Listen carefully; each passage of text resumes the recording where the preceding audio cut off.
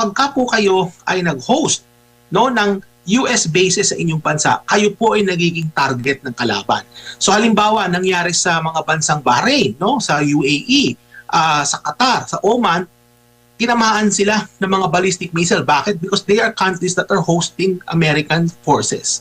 That if this conflict escalates and there are other countries that have become involved, the Philippines, particularly in regions na nag-host ng American bases, will eventually become legitimate targets. So the question becomes, can Marcos Jr. and his government guarantee the safety of Filipinos when that arises? Ba kalaki ang epekto nitong nangyayaring tensyon dyan sa gitnang silangan sa ekonomiya? Well, may dalawang malaking epekto ito, Jade. Unang-una is yung obviously sa presyo ng produktong petrolyo. Yun yung una. Ikalawa naman ay dun sa mga OFWs natin na nasa Middle East kasi nagpapadala yan ng remittance. Malaki-laking mga amount ng remittances na nanggagaling sa Middle East at dahil dito sa sigalot na ito, no, sa Middle East, posible magkaroon din ng disruption sa inflow ng remittances sa ating bansa. Jade. Opo. So yun yung nakikita kong dalawang major, no, na effect niyan sa ekonomiya ng Pilipinas. Opo, doon sa presyo ng langis, paano po yun? Ano po magiging implikasyon? Ano ho bang inaasahan natin? At nasa magkano yung tataas kaya? Possible? Oo. Kasi halos lahat ng langis, no, na napupunta din sa Pilipinas ay nanggagaling yan sa Middle East, Jade. At most of these crude oil ay dumadaan dyan sa tinatawag na Strait of Hormuz, dyan sa Persian Gulf. Bagamat ang Iran po kasi ay producer siya ng produktong petrolyo, pero dahil ito ay sanctioned na bansa, hindi sila masyado nakaka-contribute sa global production. So kung magbawas man sila ng production o magkaroon ng disruption ng produksyon ng Iran as a result of this conflict, hindi siya masyado makaka-apekto sa global supply. Kaya lang po mga kababayan, yung lokasyon na kung nasaan po ang Iran, napaka-importante po ito, no, in terms of dun sa shipping route na dinadaanan ng mga oil tanker papunta sa China, papunta sa Pilipinas, papunta sa iba't ibang lugar, lalo-lalo na sa Asia. So kapag ka nagkaroon ng pagbagal ng mga oil tanker dyan sa region na yan as a result of the military operations na nangyayari dyan, magkakaroon po ng epekto ito sa presyo kasi bumabagal, umuunti yung supply na dumadaloy kasi bumabagal po yung pag-andar ng mga tanker doon sa area na yan. Ikalawa, Jade, ang mga oil tanker po, bago sila bumiyahe, ini-insure po nila yung kanilang mga kargamento, yung langis na dala-dala nila, may insurance po yan. At kapag ka nagkaroon po ng mga conflict, ang nangyayari niyan ay tumataas po yung tinatawag na insurance premium. At yung insurance premium po na yan ay naipapasa po yan sa mga consumer through higher oil prices. So yung dalawang epektong yan, yung pagsikip dyan sa Strait of Hormuz as a result of the military operation and yung pagtaas ng insurance premiums, yan magsasanib puwersa yan, no, para makapag-contribute sa pagtaas ng presyo ng produktong petrolyo dyan sa Pilipinas. So minomonitor ko rin, Jade, no, yung galaw ng Brent crude. Sa ngayon po, ang Brent crude po, open na po yung trade. Nasa around $77 per barrel po ito ngayon sa kasalukuyan. Pero inaasahan po namin mga economists, no, kapag ka nagtagal-tagal pa po itong military operation dyan sa Iran, ay baka mabot po ito ng $100, no, $100 per barrel o higit pa. So paano po magta-translate yon in terms of Philippine prices? So nakikita natin kapag ka umabot ng mga $100 kada bariles, baka umabot po ng karagdagang 20 to 30 pesos per liter po yan. Ano?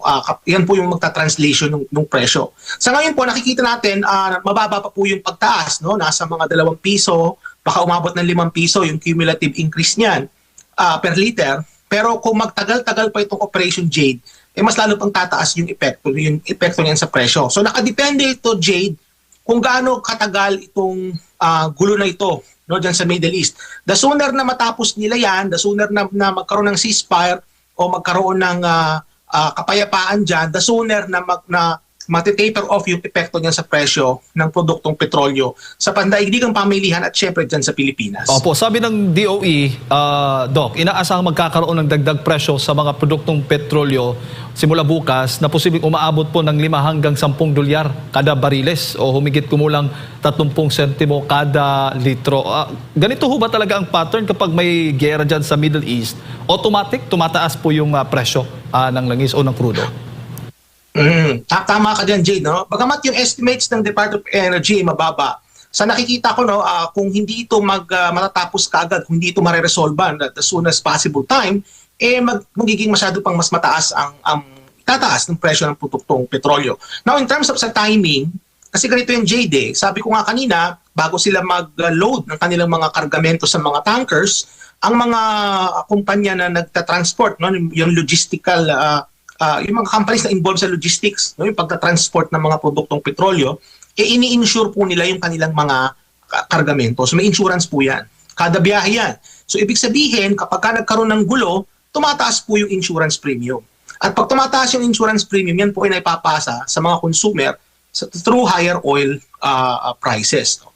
Ikalawa, nabanggit ko rin kanina na dahil dyan sa operation na yan, yung lagusan ng mga tanker na nanggagaling sa Persian Gulf palabas, no, papunta sa Indian Ocean, yan yung tinatawag na Strait of Hormuz. Yan merong parte na kontrolado ng Iran at merong parte na kontrolado ng mga ibang bansa sa kabilang side. So, sa ngayon, nakikita natin na nagkakaroon ng pagsikip dyan sa kasalukuyan. Ano, kung i-check nyo yung ship radar, may mga website kayong pwedeng i-check, no, para makita nyo yung daloy ng mga tankers, makikita ninyo na may traffic na dyan ngayon. At pag nagkakaroon ng traffic, tumataas ang presyo ng produktong petrolyo sa pandaigdigang pamilihan kasi ang nangyayari is nadidelay yung shipping. At kapag nadidelay yung shipping, tumataas ang presyo kasi umuunti ang supply. No? Hindi ibig sabihin na nagbawas ng produksyon ng OPEC, pero dahil yung mga tanker na nagdadala mismo ng mga produktong petrolyo, bumabagal sila. No? And speaking of OPEC, Jade, ang OPEC din ay magtataas sila ng produksyon. I-increase nila yung production nila. Kaya lang, sa nakikita ko dito is it will do very little. Kasi ang issue dito is not really production. Ang issue dito yung supply chain na mismo. Kapag ka nagkaroon ng epekto ito, kapag ka nagkaroon ng pagbara doon sa tinatawag na Strait of Hormuz, no, na napaka-importanting lokasyon ito, no, in terms of sa shipping ng mga produktong petrolyo, Jade. Opo. So reasonable, Doc, na sabihin natin na bukas ay mag-i-increase, may dagdag presyo ng gasolina o ng produktong petrolyo dahil dito sa gulo sa Middle East. Oo, Jade, asahan natin hanggat hindi natatapos ng gulong ito, sunod-sunod po yan magiging pagtaas ng presyo ng produktong petrolyo. Kami dito sa Canada, ramdam na namin, tumaas na kagad yung presyo. Diyan sa Pilipinas, mararamdaman ninyo yan dyan sa baka bukas o sa mga darating pang araw, yung cumulative increases, no? Tataas yan. Hanggat hindi natatapos yung military operations dyan sa Persian Gulf at sa Iran. Ano ho yung possible na implikasyon naman o epekto nitong kung magpapatuloy po ang pagtaas ng presyo ng langis sa inflation ng bansa? Alam mo kasi, Jade, no, ang pinaka-main determinant ng inflation sa Pilipinas, yung tinatawag na Consumer Price Index, no, kasi doon binabase yan, ay pagkain, no, bigas. Actually, pag gumalaw ang presyo ng bigas, ang laki na epekto sa inflation. However, ang produktong petrolyo, may epekto rin yan. Kasi halimbawa, umani ka ng palay, ano? Yung palay naman, hindi naman maglalakad yun ng kusa papunta sa miller o yung bigas, pag galing sa miller, ay maglalakad yun ng kusa papunta sa retailer. Kailangan mong i-ship yan, no, sa through land. So, kailangan mo ng gasolina. At kapag nagmahal ang presyo ng gasolina, magmamahal din ang presyo ng pagkain. Pag nagmahal ang presyo ng pagkain, epekto din sa inflation. Yun yung indirect effect. Siyempre, yung mga industriya na nakadepende sa produktong petrolyo, kagaya ng logistics, yung mga supply chain, and even itong ating power generation. Kasi sa ngayon, meron pa rin tayong mga power plant na tumatakbo sa diesel. So, ibig sabihin, kapag ka numaas ang presyo ng produktong petrolyo, magkakaroon po ito ng widespread effects sa iba't ibang mga produkto na binibili natin at iba't ibang mga serbisyo na ating tinatangkilik. So magkakaroon po talaga ito definitely ng impact sa inflation, Jay. Opo, at maaari ho ba ito magpapabagal din sa economic growth ng ating bansa? Oo, tama ka. Kasi sa ngayon nga, mabagal na ang paglago ng ating ekonomiya as a result of governance issues kay Marcos Jr. At itong shock na ito, no, which was, we kind of have an idea, Jade, no, na mangyayari ito, pero hindi natin alam kung ano yung timing. Kasi noong mga nagdaang buwan at linggo, parang nagpaparamdam yan si Donald Trump na magkakaroon ng operation dyan sa Iran. No? Pero hindi natin alam ang detalye kasi nga syempre sikreto yung operation na yan. Yung operational details is sikreto. Pero parang meron ng mga hint na merong mangyayaring ganyan. Ano? So, sa nakikita natin na, well, yung magiging epekto nito sa pangkalahatan, nakadepende kung gaano katagal, no, itong operation na ito. Sabi ko nga kanina, Jade, na as soon as matapos nila yan, magiging mas maigi. O kagaya ng sinasabi halimbawa nung UN Secretary General, ang sabi ng UN, mag-ceasefire na muna tayo. No? Pag-usapan niya, total, na napatay na no yung pinaka-leader ng supreme leader ng Iran no at yung mga ibang mga opisyales baka po pwede nang ihinto ng operation na yan kasi nga the longer that operation is going on, the more na magkakaroon ng epekto yan sa ekonomiya ng Pilipinas, GDP growth at sa inflation. So alam naman natin na mabagal na nga ang paglago ng ekonomiya natin, nagkaroon pa nitong giyera sa gitnang silangan. So definitely, it will really have a toll on the Philippine economy. At baka malabo, no, Jade, na marating itong upper middle income country status na gusto nating ma-attain as a result of this geopolitical conflict na nangyayari dyan sa Middle East. Opo, bago ko ipasok kay partner Admar, ano ho ba yung mga dapat gawin ng ating pamahalaan ngayon para maibsan po itong epekto ng tensyon ng gitnang silangan? Oh, well, nung araw kasi, Jade, meron tayong tinatawag na Oil Price Stabilization Fund. So yung OPSF na yan, nung araw, halimbawa kapag tumataas ang presyo ng produktong petrolyo, kumukuha ng pera dyan sa fund para ma-stabilize yung presyo ng produktong petrolyo. Bagamat ayaw na ng mga economy sa ganyang sistema, baka pwede pag-aralan ito ng DOE at ng ating mga mambabatas no, kung pakagawa ng mas efficient na version ng price stabilization. Ikalawa, kinakailangan ibalik natin yung mas malawak na strategic petroleum reserves. So halimbawa, during times na maganda ang sitwasyon, walang gulo, baka pwede tayo mag-imbak-imbak ng paunti-unti ng langis no, na sa iba't ibang lugar sa Pilipinas para kung magkaroon ng supply disruption, meron tayong mapagkukuhaan. No? Ibig sabihin, kung meron tayong mapagkukuhaan, yung magiging disruption yan sa atin, hindi masyadong matindi kasi meron tayong reserva. So may mga pwede tayong gawin dyan, Jade. No? Bagamat ang ating ekonomiya po, tayo po ay alipin ng produktong petrolyo. Kasi nga po ang ating mga industriya, ang ating ekonomiya sa pangkalahatan, yung struktura po niyan, nakadepende po sa produktong petrolyo. Na wala po tayo, inaangkat po natin yan. So kung magkakagawa tayo ng paraan na maging less reliant tayo sa produktong petrolyo, maigi yan. Pero sa nakikita ko sa short term to medium term, ang pwedeng gawin dyan is ibalik natin yung mas pinaigting na mga strategic petroleum reserves para kung sa ganitong sitwasyon, Jade, meron tayong mapagkukuhaan. Opo, Doc, magandang umaga, si Admar po ito. Narinig ko sa isang interview sa panig po ng DOE, sinasabi nila na merong at least lagpas doon sa period prescribed na 15 days na imbak, no? Parang nasa mga 1 month ata yung na-imbak ngayon. Pero ang ipinagtataka natin, kung merong naka-imbak na mas, kasi at least 15 days daw dapat merong imbak yung mga oil companies dito for consumption po natin. Bakit po, pag meron agad na nagkakaroon ng tension, halimbawa, nagkaroon ng tension kahapon o ng isang araw, agad-agad po, tataas, meron naman tayong imbak po na mga langis po dito or mga petroleum products dito po sa ating bansa, Doc? Well, that is an issue as a result of the deregulated structure ng merkado sa produktong petrolyo sa Pilipinas. So pag ibig sabihin niyan, Admar, kapag yan i-deregulated, wala nang masyadong say no, ang ating gobyerno in terms of yung sa pagpepresyo at yung ginagawang strategiya ng mga oil companies, no, yung mga nagbebenta ng langis din sa Pilipinas. So kagaya yung sitwasyon na nabanggit mo, nagkaroon ng pagtaas ng presyo sa pandaigdigang pamilihan, bakit kaagad ramdam natin meron pa naman tayong 15 araw na strategic reserves. So ibig sabihin yan, if na magkaroon ng paggalaw sa presyo, ay dapat sa 15 days pa, no? Mga 2 linggo pa bago gumalaw yan. So merong pwede tayong masabi na there might be some evidence din na yung ating mga companies tinitake advantage din nila yung mga sitwasyon na yan para kumita pa sila ng mas malaki, no? So and again, this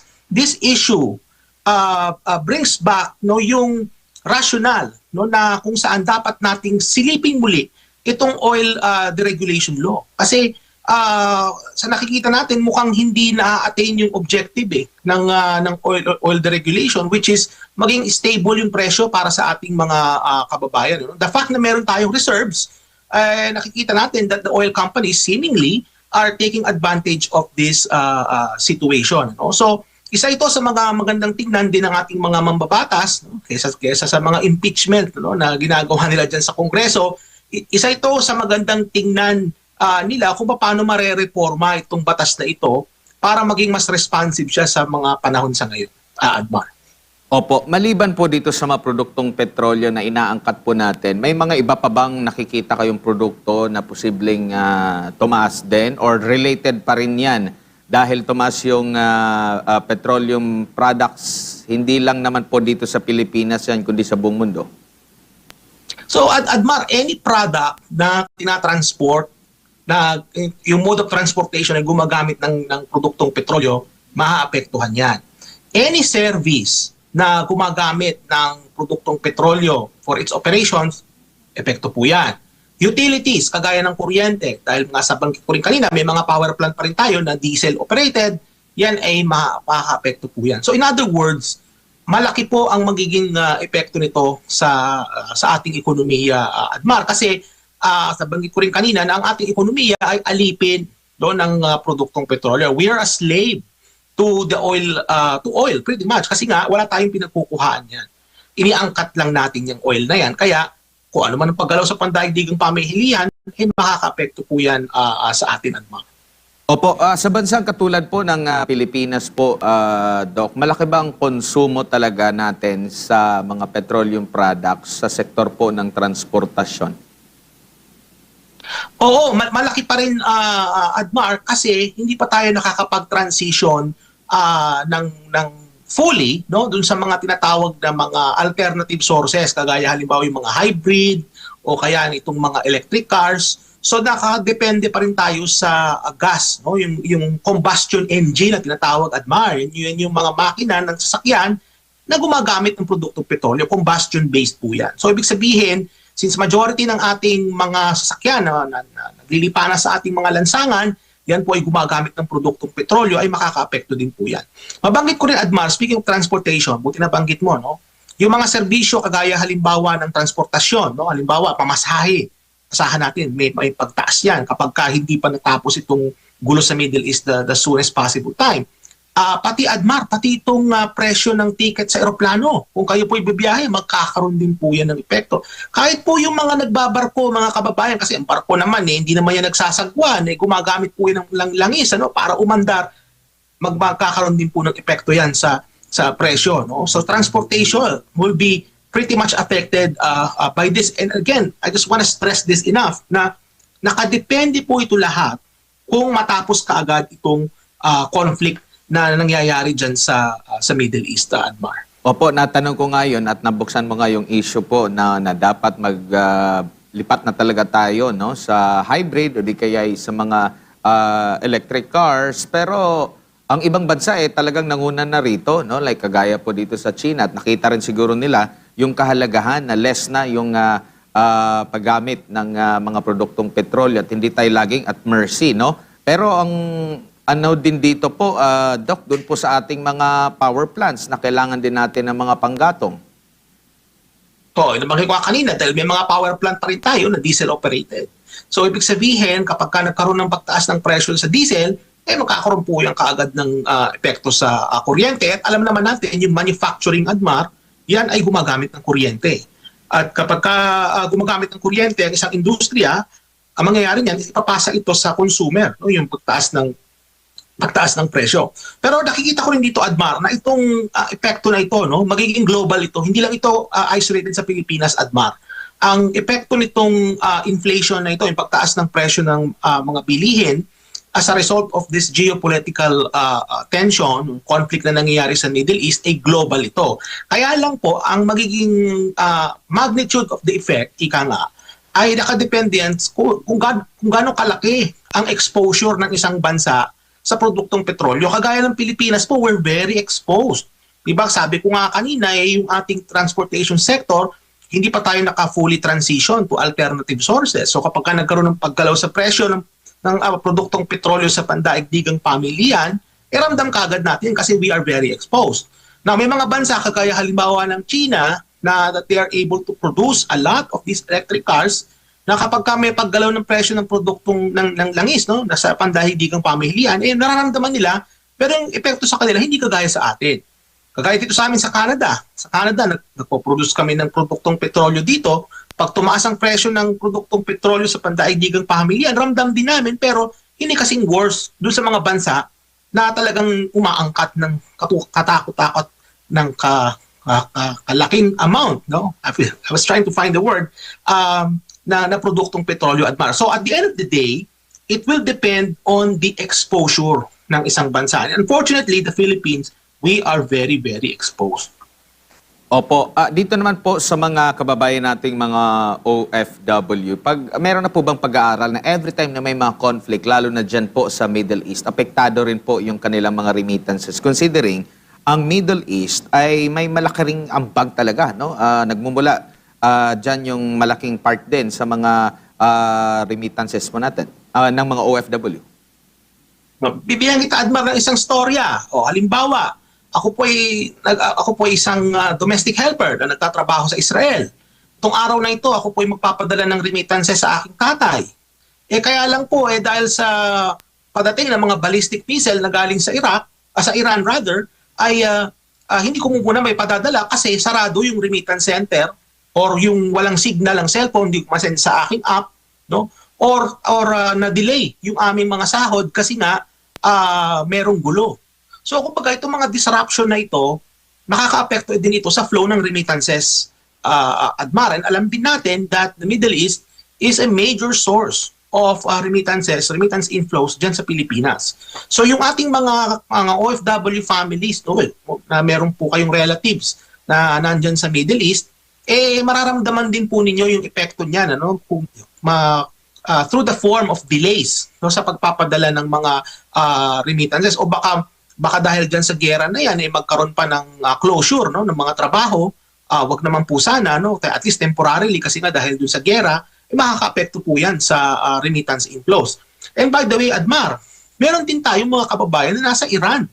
And while Iran is not as a big source of remittances, unlike, for example, Saudi Arabia or United Arab Emirates, yung ating po mga kababayan na nandyan sa Iran, they may seriously experience disruptions sa pagpapadala ng remittances. So ibig sabihin, Admar, if you take it as a whole, magkakaroon po definitely talaga ng epekto yan through disruptions sa pagpapadala po ng remittances dyan sa Pilipinas.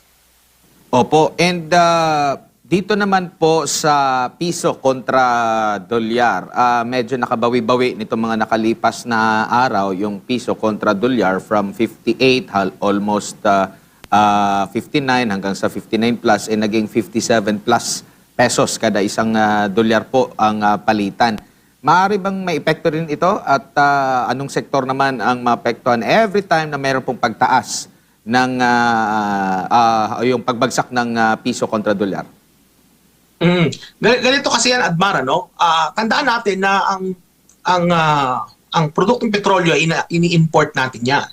At ang binabayad natin dyan ay dollars. Kasi nga, alam naman natin na mayroong petrodollar, diba? So, dollar yung ginagamit dyan. Kapag ka nagmahal ang presyo ng produktong petrolyo sa pandaigdigang pamilihan, ay ibig sabihin, mas kinakailangan natin ng mas maraming dollars para mabayaran yan. So, ibig sabihin, kapag ka mas maraming dollars ang lumalabas kaysa sa pumapasok, nagiging mas mahal po ang dollar sa Pilipinas. Ibig sabihin yan, humihina po ang piso at lumalakas ang dolyar sa exchange rate ng piso sa dolyar. Yun po yung pinaka-basic explanation yan, mga kababayan. So, ibig sabihin, asahan din natin as a result of this conflict, no, which will translate to higher oil prices, magkakaroon po ito ng epekto sa ating exchange rate. So, bagamat maganda po ito kung kayo po ay nagpapadala ng pera sa Pilipinas kasi pag mas mahina ang piso, malakas halimbawa ang mga ibang currencies, mas malaki po yung palit. Tandaan din po natin na kung manggagaling po sa Middle East yung remittances, may kakaroon din po ng disruption. So, kumbaga, may ano din parang kontrapelo din siya, Admar, kasi makikita natin na pag kumataas ang halaga ng dolyar, no, humihina ang piso, may mga masaya diyan, no, yung ating mga exporters at yung mga nagpapadala ng remittances. Pero yung ating mga importers naman po, sila nagsasuffer niyan kasi nagmamahal po yung kanilang mga ini-import. Opo, siguro panghuli na lamang po, baka madali lang na sisihin yung conflict po dyan sa Middle East para sabihin po ng ating gobyerno na kaya hindi lumago yung ating bansa, kaya tumaas po yung presyo ng mga bilihin. Paano po madidetermina naman kung ang problema ay panloob at hindi lang panlabas? Magandang tanong yan, Admar. Kasi bago pa naman nakita natin itong conflict na ito, mahina na yung fundamentals ng ating ekonomiya as a result of governance. So makikita nyo yung GDP growth nung fourth quarter, nasa 3% lang. That is even before the conflict started, no, sa Iran and Israel and the United States. So ibig sabihin, kapag halimbawa sinabi ng Malacanang na yung ating matumal na ekonomiya is as a result of the conflict sa Middle East, totoo naman po yun. Bagamat, it kind of masks, no? Kumbaga, it masks what truly is going on within the Philippine economy, yung internal na nangyayari, na mahina na yung fundamentals to begin with kasi nga yung growth natin mababa. May inflation, maraming nawawalan ng trabaho, yung underemployment mataas. So may epekto yan. Pero pwede nilang gawin dyan is actually that might be dun sa mga communication sa Malacanang, that might be a godsend, no, tong conflict sa Middle East kasi pwede na nilang sabihin na itong nangyayari sa ekonomiya natin ay hindi ito dahil, no, sa kahinaan ni Pangulong Marcos Jr., rather ito po ay dahil sa nangyayari, no, sa panlabas. Bagamat tandaan po ninyo mga kababayan na even before this started, mahina na, matumal na yung galaw ng ekonomiya as a result of governance. And may dagdag ko rin, Admar, bago tayo magbukas. Itong nangyayari ngayon dito sa Middle East, this is a lesson for us na kapag ka po kayo ay nag-host, no, ng US bases sa inyong bansa, kayo po ay nagiging target ng kalaban. So halimbawa, nangyari sa mga bansang Bahrain, no, sa UAE, sa Qatar, sa Oman, tinamaan sila ng mga ballistic missile. Bakit? Because they are countries that are hosting American forces. So, kung titingnan po ninyo sa pang mas malawakang lens, kapag ka itong conflict na ito ay lumala at kapag ka nagkaroon ng halimbawa, no, na sana wag naman pong mangyari, na may mga ibang bansang makisali na, kagaya halimbawa ng China at ang Russia, kinampihan nila halimbawa ang Iran. And again, sa ngayon mukhang malabo itong mangyari, but in the universe of possibilities, this may actually happen. Paano na yung mga military bases na nandyan sa Luzon? They would actually become legitimate targets. So ibig sabihin, this is yung nakikita natin mga kababayan, this is a lesson for all of us na kapag ka nag-host ka ng American base sa iyong bansa, target ka na kaagad. So ibig sabihin, magagarantya ba halimbawa ni Marcos Jr. yung safety ng ating mga kababayan as a result of the Philippines hosting these different EDCA sites? Kumbaga, are the rewards of hosting these bases outweigh the risks? The risks being, meron tayong mga kababayang posibleng masawi as a result of retaliatory strikes ng kalaban, halimbawa ng China. So, kumbaga, mga kababayan, dapat tingnan nyo rin po ito, no? Hindi lang yun sa mga presyo ng produktong petrol, which is okay, tama naman po yun, because that will really happen. But you have to look at this from the broader geopolitical perspective. That if this conflict escalates and there are other countries that have become involved, the Philippines, particularly in regions na nag-host ng American bases, will eventually become legitimate targets. So the question becomes, can Marcos Jr. and his government guarantee the safety of Filipinos when that arises?